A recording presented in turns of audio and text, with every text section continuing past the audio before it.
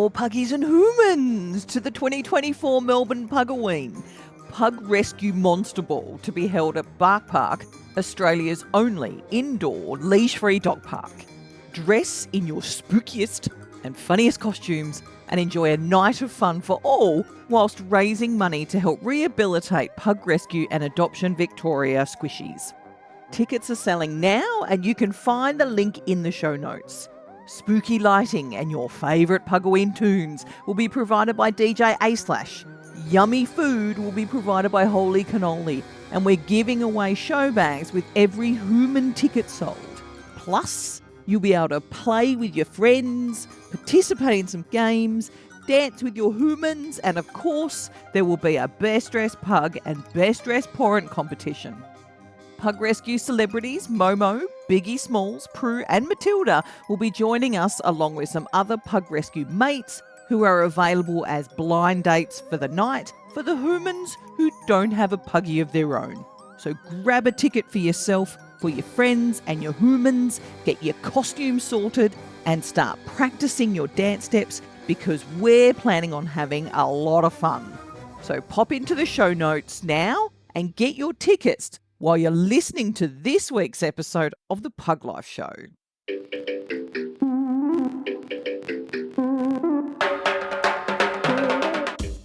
Hello humans and puggies, welcome to the Pug Life Show, brought to you by Pug Parties, because your pug deserves to be the best dressed at the porty, and you can check out their outfits at pugparties.com.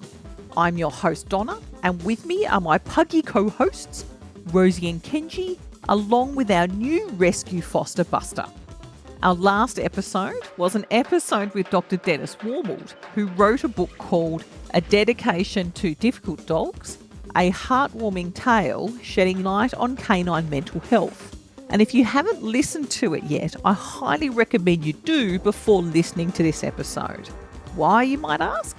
Well, in this episode, I'm going to share with you how I have fared so far, using the knowledge I have gained from reading the book and talking to Dr. Dennis on the PUGCAST, so you get a first-hand account of putting some of the lessons into practice and seeing/hearing my results so far, so you can judge for yourself if you'd like to purchase the book and put it into practice yourself.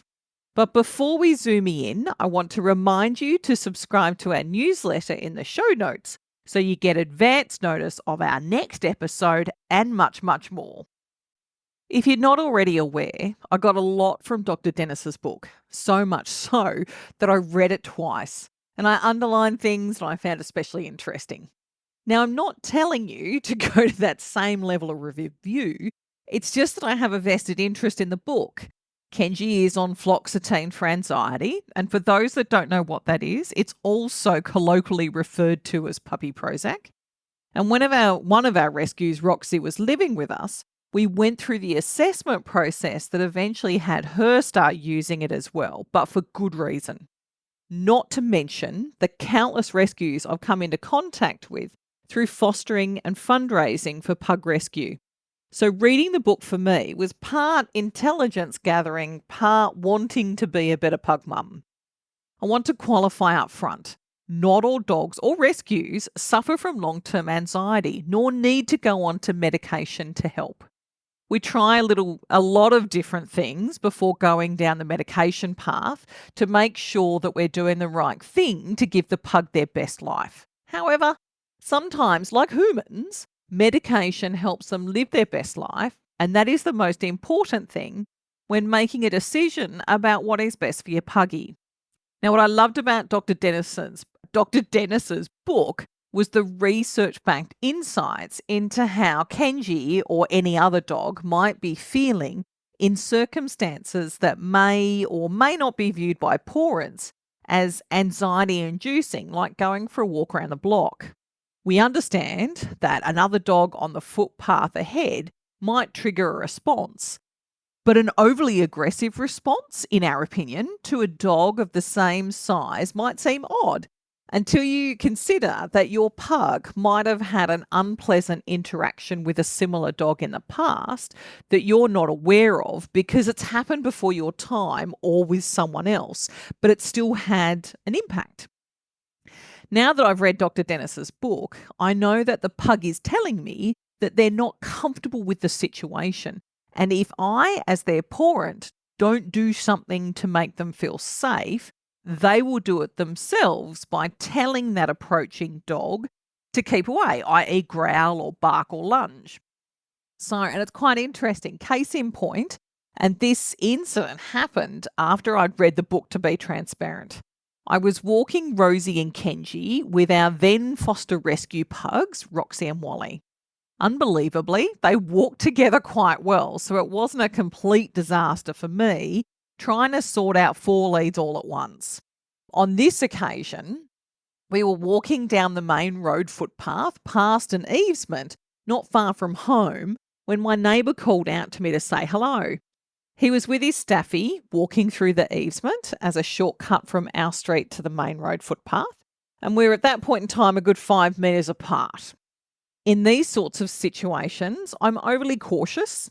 A bigger dog coming into contact with a pack of 4 dogs, even if they're smaller, is still an uneven playing field, and past experiences taught me that neither the bigger dog or the grumble of pugs like to interact.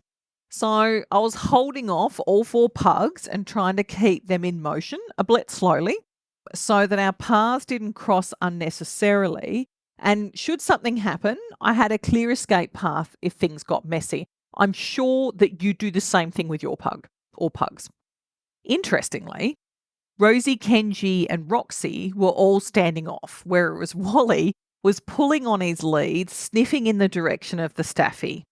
Now, I will pause here and say that Wally was the newest addition to the grumble, and he didn't really fear anything, so it didn't surprise me that he was trying to get closer to the staffy, even though I was not particularly keen to give him that much lead.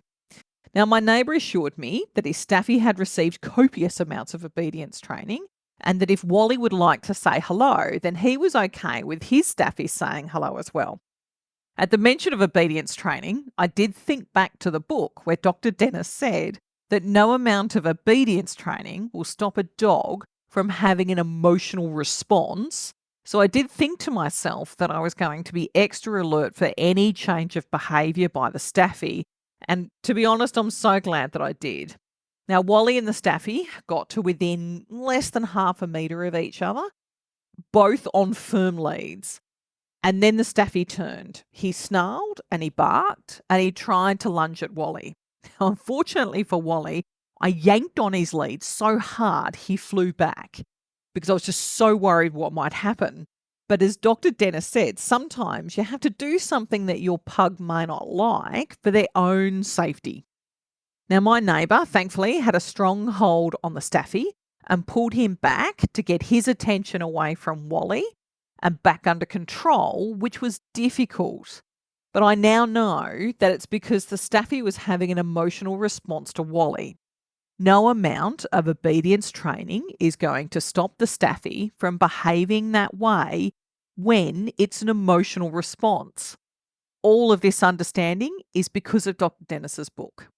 Now, what shocked me in this situation was that after all this had happened and I was trying to get away whilst also checking on Wally, was that my neighbour then told me that his staffy had had an altercation with a pug a few weeks previous and had forgotten to mention it. Needless to say, I walked off immediately, not willing to put myself or the pugs in any more danger. And then I had to have a word with my neighbour a couple of days later about not mentioning the pug altercation prior to the interaction with Wally. It's kind of, I would have thought that would have been something that you would have said up front. But anyway, thankfully, Wally was unharmed by the entire experience.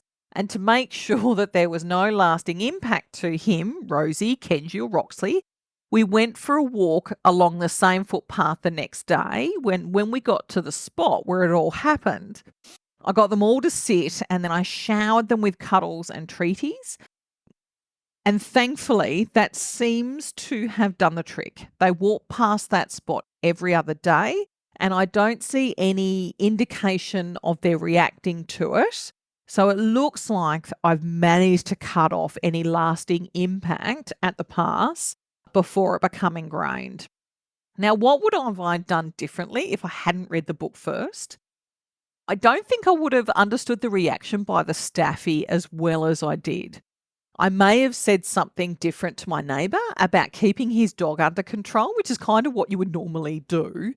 And although we did talk about the fact that he hadn't mentioned the prior pug incident after the fact, it was irresponsible. And it's something that possibly I could have said at the time, but at that specific point, I was more concerned about all four pugs than correcting my neighbour's lack of foresight.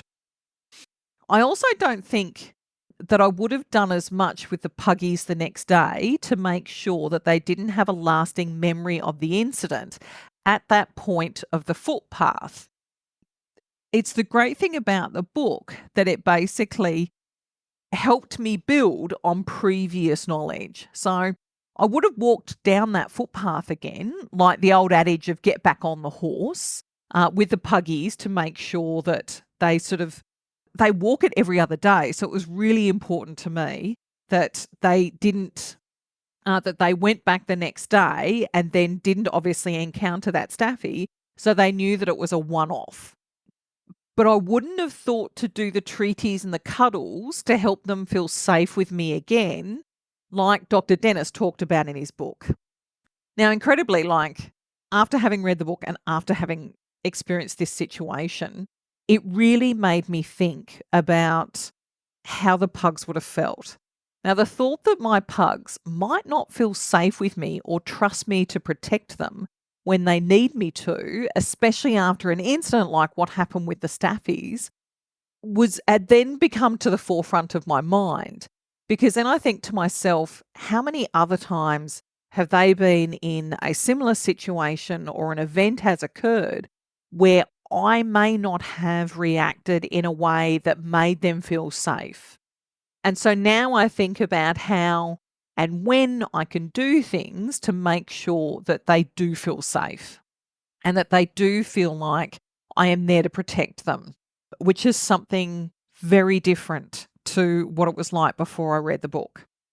And so interestingly, with that thought and that newfound knowledge about making sure that we make our puggies feel safe and feel protected with their human, it actually also made me think about what I do when I introduce a new rescue into the house, especially when you consider that a pug that is now in foster care may have had at least 2 moves in as many months prior to coming to my home.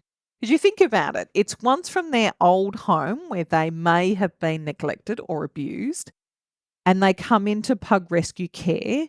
Then they would have had surgery of some form, and then they may have had to have gone into rehab depending on the type of surgery that they've needed. And then they would have gone from rehab to my home. So some can experience multiple moves in as many months, and they need a lot of specialist care. And so that can actually be quite confronting and quite scary for them. It's a lot of disruption in a short period of time, and it's not surprising that some puggies find it harder to adapt than others, especially the ones who've been horribly treated by their original owners. You can understand why they may not trust the new foster family initially. So, interestingly, the next time we had a new rescue come to stay with us after I had read the book, it was actually more like 6 rescues to stay for a day. That's right, I had 4 of my own at the time. I had Rosie, Kenji, Roxy and Wally, and then I was adding another 6 to the grumble for the day. It was definitely a puggy porty. Luckily, it was only for a day stay. So I noticed immediately when I went to pick up all of our new friends that some of the rescues were either really excited. They were in their crates. They were really excited because they could tell there was a new adventure. Some were not so sure. And then I had one in particular who was shaking. And it was obviously fear. It wasn't cold, it was fear. I gave everyone a couple of treaties when they were safely stowed in the car before leaving. Everyone took the treats. except for the one that was shaking, and his name was Kevin. So Kevin was showing clear signs of anxiety, and having read about this in Dr. Dennis's book, I knew that no treat eating meant he was so anxious that his appetite was being smothered by the anxiety and that we needed to take things slowly so that I could earn his trust. So when we got home, I unloaded all of the crates into the garage first from the car. Then I opened the back door to the back garden, and then I opened the crate doors so each of the puggies could come out in their own time. I then sat in the middle of the garage floor and gave everyone a couple more treaties, and then watched them quickly sniff the garage before bolting out the back door to the grass and new smells, not to mention the waiting Rosie, Kenji, Roxy and Wally. That is all but one, little Kevin, who watched his sister run out of their crate and into the backyard, but couldn't bring himself to trust this new world just yet. So I sat outside of the crate door, just off to the side, and I talked to him quietly for a little while, and I let him sniff my hand. But ultimately, he had to say. I tried to give him another treaty, but he still wasn't interested. So that was when I decided to leave him for a little while to see what he would do. He was safe in his crate and in the garage. The back door to the grass was open, ready for him when he was ready, and he knew he could come out when he wanted to. So I left him there for about 30 minutes whilst I was outside with the others, checking through the door every now and again to make sure he was okay. And I actually watched his sister come in and out to check on him, I think in the hope to see if he was going to follow her, because they're very tight-knit. So I think she thought she could get him to come out. But anyway, after a while, I decided the garage just might be too much for him. The smells, the equipment on the walls, it was dark compared to the outside, all of those things. So I walked in, had a quick talk with him, told him that I was going to move his crate to the backyard so he could see what everybody else was up to, even if he decided to stay in the crate. So I locked the crate door, picked it up, I walked it out to the grassed area, and it opened up the door again. So he was all good to go. I then left him to his own devices for a couple of hours. Again, because he was safe in the backyard, there was no need for him to rush. It was all at his own time. He did eventually come out of the crate, I think at the behest of his sister, and on seeing that everybody else was zooming around the backyard and chasing each other and having loads of fun. But he still didn't trust me enough to take a treaty off me when everybody was outside and I was giving everybody else treats. And that was okay. Let's face it, he'd had breakfast, so it's not like he was going to starve or anything. So at this point in time, it was about 4 hours into the visit, and everyone had started to sort of come into the house and settle in for a snooze once they'd sort of given the lounge and dining area a once-over, of course. Interestingly, Kevin stayed outside with his sister, so he's out of the crate playing with his sister, but he still wasn't up for coming into the house. And I could see that his sister wanted to come inside and bed down for a little while. I mean, let's face it, they've been going flat knacker for about 4 hours. So I thought, okay, how can I help Kevin out and his sister out? So I grabbed their crate from outside and I brought it right inside, right next to the open back door, so that way Kevin could come in and hide in the crate if he needed to, and his sister could come in without needing to worry about him being outside by himself. Interestingly, it took another 2 hours before Kevin would actually cross the threshold and come inside properly. And it was so interesting to watch because he would come to the door, have a look and a sniff, and then he'd back off. It was a lot like dipping your toe in the water to see if it's okay to jump in. But when he finally decided to come inside fully, that was also at the point when he accepted his first treat from me. So it took 6 hours and a lot of calm, gentle approaches for me to earn a small amount of his trust. But I got there eventually, and because of that, he spent the last few hours of their visit enjoying playing with everybody inside and outside. To be honest, I don't think Kevin and his sister actually took a nap the entire day. There was too much going on. The upside to this was that thankfully the next time Kevin came to visit, we repeated the same process, and it only took 4 hours for Kevin to venture inside and to accept a treat from me. So in my mind, fabulous progress, if you ask me, and was a good proving ground for my next rescue foster. And now I'm actually turning the skills that I've learnt with Kevin and that I've practiced with Roxy and Wally and Kenji and Rosie to my latest challenge in our latest rescue foster pug, Buster. So Buster is blind and hard of hearing. How do you get a pug who has been neglected for years by his previous owner to understand the house rules, like no piddling inside, and obedience training, like stopping when we get to a road crossing when he can't see or hear much? Well, I can tell you it takes a lot of practice, understanding, and patience. Now, at the time of recording this podcast, Buster has been living with us for 3 weeks, and we've been very much learning on the job. He's been learning his new surrounds, and I've been learning to not move furniture or forget that he can't see me change direction and therefore doesn't know to get out of my way when my hands are full of laundry and I can't see my feet. I've never cared for a blind pug before. I have had pugs that go deaf with old age, but they already know the house rules and understand basic obedience when on walks, so this has been a new experience for me, let alone poor old Buster. I've had to adapt my approach a little to accommodate his lack of sight, almost lack of hearing, and incredible sense of smell. If anything, the use of treats and pats to reward, like Dr. Dennis says, has actually been a lot better than I expected. So we use the treats and the pats to reward behaviour we want to encourage. And it's more important than ever for Buster since he can't see my facial expressions or hear my praise. Luckily for me, Buster loves a cuddle and a pat as much as he loves a treat. So rewarding him for behaviour we want to encourage has been a little bit easier on the run.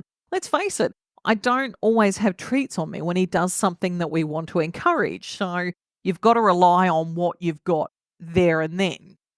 However, the other side of the coin has been Rosie and Kenji. Rosie is so accepting of any rescue we foster that it is rare for her to be bothered by a new pug. And overall, she's been great with Buster. Kenji needs a little more time adjusting to a new household member.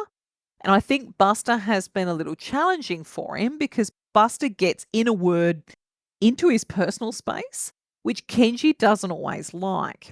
Buster comes up close to sniff everything, so including Kenji, so that he can determine who he's up against and next to and all those sort of things. And sometimes it's a little too close for comfort for Kenji, and he snaps at Buster to move off, which is obviously quite tough for Buster because he's just doing his thing to figure out what or who is around him, and he's not intentionally invading Kenji's personal space as a way of trying to dominate him, which is what I think Kenji thinks when Buster is coming up close to him and sniffing. So at the moment, based on sort of the things that Dr. Dennis has talked about in the book, we're trying to manage the incidents as they arise, since I can't always see what's happening until it's too late. And it's not behaviour that we want to encourage. We want to encourage and remove the sense of fear by using things like treats and pats and praise to make both of them feel safe. So what I'm doing is giving both Kenji and Buster good long pats and cuddles together so that Kenji can see that Buster is okay to be around and he doesn't need to be afraid of him or concerned that he's trying to get up in his face. And that Buster doesn't develop a fear of being around Kenji either, because obviously he's doing his thing. Kenji's reacting to it by having a snap at him or a growl. And so sort of what we don't want is Buster to then lose his sense of fearlessness in the house because he's so fearless when he's exploring, and we want him to retain that so that when he goes to his forever family, they get to see him at his best and he's not afraid to approach other pugs, whether they're in the house or out and about at playgroup or anything else like that. So look, it's a work in progress. Buster's only been with us for 3 weeks, and I'll keep you up to date in our Facebook group on how everyone is going with adapting to this new life, so to speak. Myself, Buster, Rosie and Kenji included. But what I'd really love to know is if you brought the book and if you've tried some of the lessons from our episode with Dr. Dennis already or from the book. I'd love to hear what you thought of it, how you went trying some of the emotional training techniques yourself, and please share them over in our Facebook group, Living the Pug Life. I'm sure you're having as much fun as I am learning new ways to connect with your pug, as well as learning how to understand their actions and behaviours better, regardless of whether they have anxiety or not. And if you liked the episode or think someone else might enjoy it, please share it and leave a review with your favourite podcast host, such as Apple Podcast, so more pug parents can find us and join in with the fun. It only takes a couple of seconds to give us a 5-star review, and it goes a long way to helping other pug parents find us. So until next time, thank you for joining us. Have a pawsome week, and humans, be generous with the snackies.